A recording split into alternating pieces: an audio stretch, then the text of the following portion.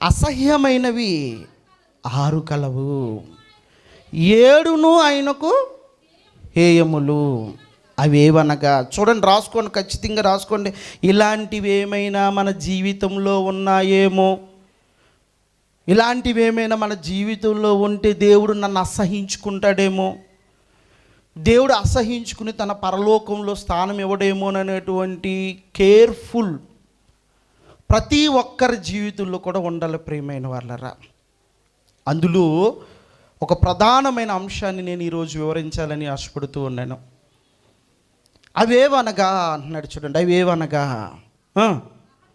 అహంకార దృష్టియు, కళ్ళలాడు నాలుకయు, నిరపరాధులను చంపు చేతులను, దుర్యోచనలను యోచించు హృదయము, కీడు చేయుటకు త్వరపడు పరుగులెత్తు పాదములు, లేని వాటిని పలు